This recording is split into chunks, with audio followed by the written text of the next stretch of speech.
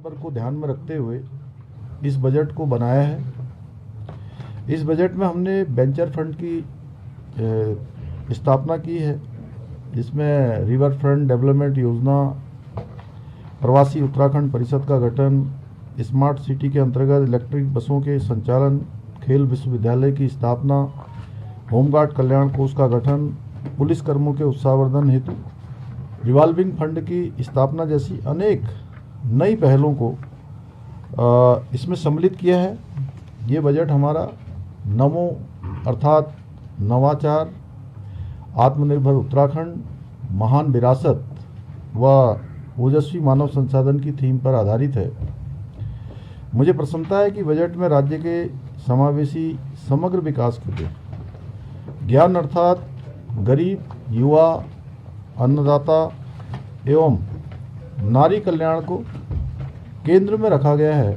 Wishes focus in चार जो हमारे सेक्टर हैं, गरीब, युवा, अन्नदाता एवं नारी को प्राथमिकता में रखा गया है। हमने इस बजट में वित्तीय प्रबंधन पर भी विशेष जोर दिया है और ये सुनिश्चित करने का प्रयास किया गया है कि हम अपने संसाधनों से राज्य की आय बढ़ाएं, उसके लिए हर तरीके से हम प्रयास करें। इसके अलावा बजट में हमने शिक्षा, ग्रामीण विकास, इंफ्रास्ट्रक्चर, चिकित्सा, उद्योग आदि क्षेत्रों के विकास पर भी विशेष रूप से फोकस किया है।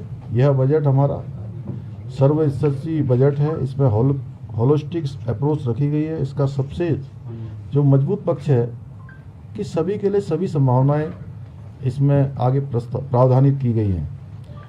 यह बजट आदरणीय प्रधानमंत्री जी के सबका साथ, सबका विकास, सबका विश्वास और सबके प्रयास के मूल मंत्र के अनुरूप बजट है।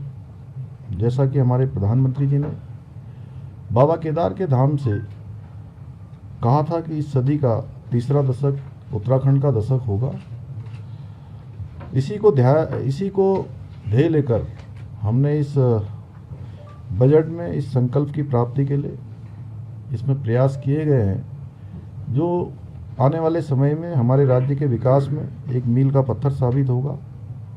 मैं इस लीक से हटकर बनाए गए बजट का अध्ययन करने का आप सभी से भी आह्वान करता हूं, तथा जिससे जनता तथा इसके प्रावधानों को प्रचारित और प्रसारित किया जा सके। यह बजट नहीं है, बल्कि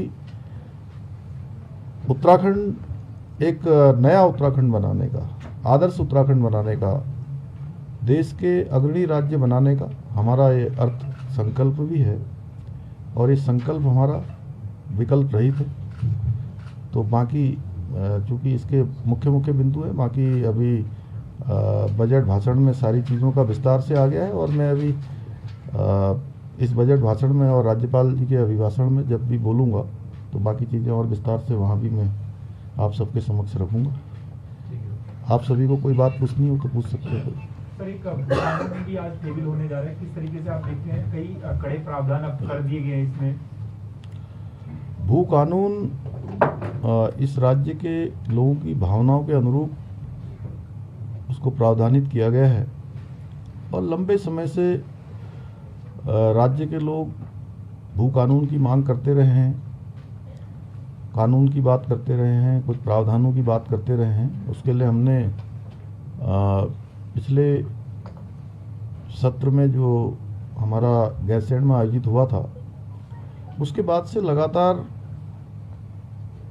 जो हमारे हितधारक हैं, हमारे स्टेक होल्डर्स हैं, उन सभी के विचार लिए हैं। राज्यवासियों की सबके विचार जानने का हर तरह से प्रयास हुआ है। उनके सुझावों को भी लिया गया है। अनेक लोग जो हमारे राज्य के अंदर अनेक क्षेत्रों में काम जिन्होंने किया है, अनेक अनुभव प्राप्त किए हैं, विशिष्टताएं प्राप्त की हैं, उन सभी के साथ हमने भराड़ीसैंण में, गैरसैंण में भी हमने एक बैठक आयोजित की थी। राज्य के हमारे सभी जिलाधिकारियों ने अपने अपने ज़िलों में लोगों से सुझाव लिए थे और उनके जो सुझाव आए थे उन सुझावों के अनुरूप ये बनाया गया है और एक सशक्त भू कानून होगा, जिससे कि राज्य की जो ज़मीनों के लगातार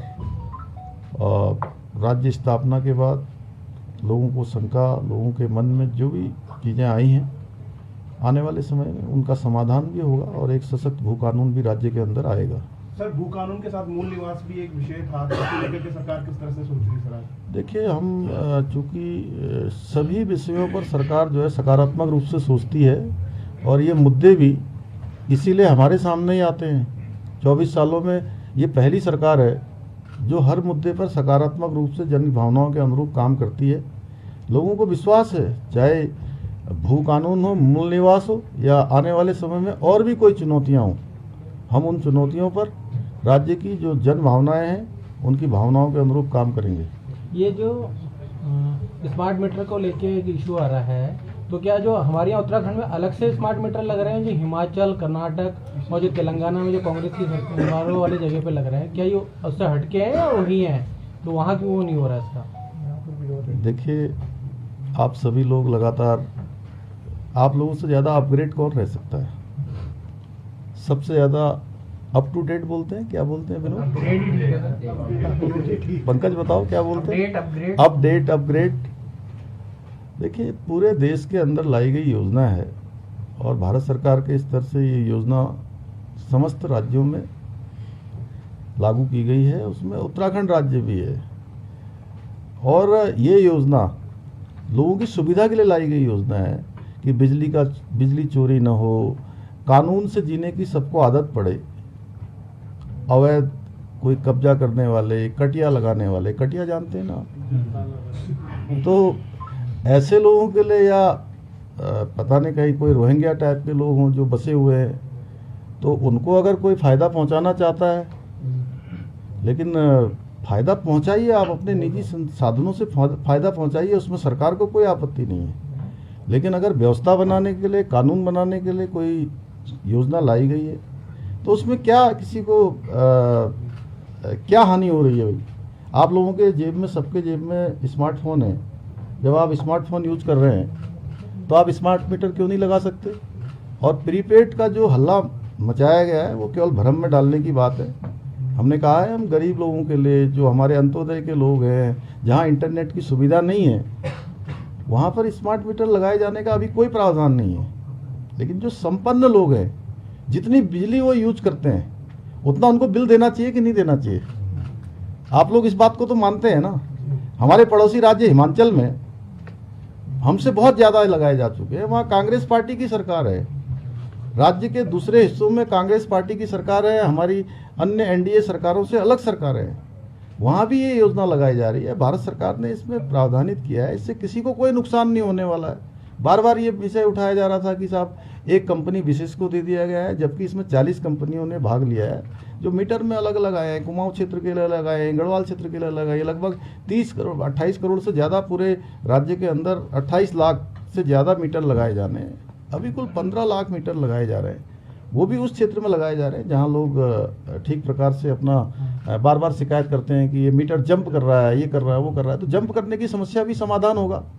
तो ये मैं समझता हूँ कि इसका विरोध जो बिजली चोरी कर रहे हैं, राज्य के संसाधनों पर जो लोग जो है अनावश्यक रूप से बोझ डालना चाहते हैं, उनका साथ देना जैसा है। जो लोग कानून से जीना चाहते हैं, तो मैं समझता हूँ इसमें कोई किसी को, किसी गरीब को, कोई गरीब के लिए कि गरीब को प्रताड़ित करने के लिए, हम तो, हमारी सरकार तो खुद ही अंत्योदय के लिए काम कर रही है। और वो तो जहाँ इंटरनेट नहीं है, सबसे लास्ट में हम लगाएंगे उसमें। सर, यूसीसी को आज कांग्रेस का विरोध प्रदर्शन रहा है सर, आज कांग्रेस का भी यूसीसी को लेकर विरोध था।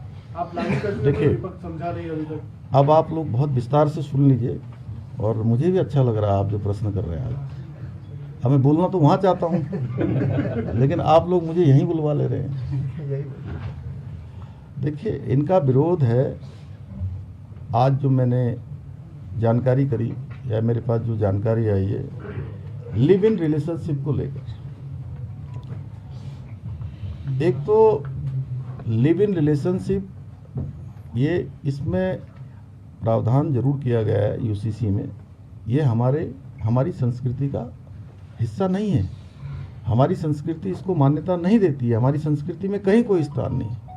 लेकिन हम लोग लोकतांत्रिक मूल्यों पर विश्वास रखने वाले लोग हैं, और देश के अंदर माननीय सुप्रीम कोर्ट में कई बार ये फैसले आए हैं और लोग रहते आए हैं साथ में। हमने केवल और केवल लिव इन रिलेशनशिप में ये प्रावधान कर दिया कि जो भी लोग इस संबंधों के आधार पर अपना जीवन निर्वासित कर रहे हैं, साथ में रह रहे हैं, उनको अब ये जानकारी देनी होगी, उनके माता पिता को जानकारी देनी होगी, हमारे पास भी जानकारी होगी, क्योंकि पिछले सालों के जो बहुत सारे ऐसे प्रकरण आए हैं, इन प्रकरणों में अनेक बार साथ में रहते रहते संबंध शुरू में अच्छे होते हैं, लेकिन बाद में संबंध खराब हो जाते हैं, हिंसा होती है, पुलिस केस होते हैं, कोर्ट कचहरी न्यायालय में मामले जाते हैं, अनावश्यक कई प्रकार के उत्पीड़नों का शिकार दोनों ही पक्षों को, कभी महिला और पुरुष दोनों का ही उत्पीड़न अलग अलग दिशा में होता है। और कई बार इसमें इतनी हिंसक घटनाएं होती हैं कि जिन माता पिता के बेटे या बेटियां ऐसे संबंधों में रहते हुए उनकी हत्याएं हो जाती हैं। उन माता पिता के पास पूरे जीवन भर रोने के सिवा कोई नहीं बचता है। दिल्ली का एक बहुत चर्चित केस 2022 का, श्रद्धा बालकर और आफताब साथ में रहते रहते संबंध खराब हो गए और श्रद्धा के टुकड़े टुकड़े काटकर हैवानियत से आफताब ने उसको 300 लीटर के फ्रिज में टुकड़े बना के डाल दिए और एक एक टुकड़ा करके जंगल में फेंक के आता था। और जो उसका सोशल मीडिया का अकाउंट था, उस सोशल मीडिया के अकाउंट से उसके माता पिता से लगातार कम्युनिकेशन करता था, लगातार बात करता था। बहुत लंबे समय तक पता ही नहीं लगा कि उनकी बेटी अब इस संसार में नहीं है। तो इसलिए हमने प्रावधान किया है कि अब कोई भी इसमें, इसीलिए हमने रजिस्ट्रेशन का प्रावधान किया, इसीलिए हमने जानकारी का प्रावधान किया, उनके माता पिता को जानकारी हो, प्रशासन के पास जानकारी हो कि कोई भी आफताब जैसा हैवान अब किसी बिटिया श्रद्धा के साथ इस प्रकार का कुकृत्य न कर पाए, इस प्रकार का अपराध न कर पाए। तो इसमें क्या बुराई है। और जब हम ये बना रहे थे तो कांग्रेस पार्टी समेत राज्य के जितने भी राजनीतिक दल हैं, उन सारे राजनीतिक दलों को हमने आमंत्रित किया था कि आप आइए, आपको कोई विचार रखने हैं तो आप अपने विचार दीजिए, आप अपने सुझाव दीजिए। हम ये यूसीसी का ड्राफ्ट बना रहे हैं, हमारी कमेटी ने उनको आमंत्रित किया। और ये जो महिला सशक्तिकरण के लिए बनाया गया हमारा ये यूसीसी है, ये विधेयक है, इसमें उत्तराखंड की जनता ने मोहर लगाई है। ये बाबा साहब भीमराव अंबेडकर के जो उन्होंने संविधान बनाया है, उस संविधान के अनुरूप लाया गया कानून है, लाया गया विधेयक है। यानी कि कांग्रेस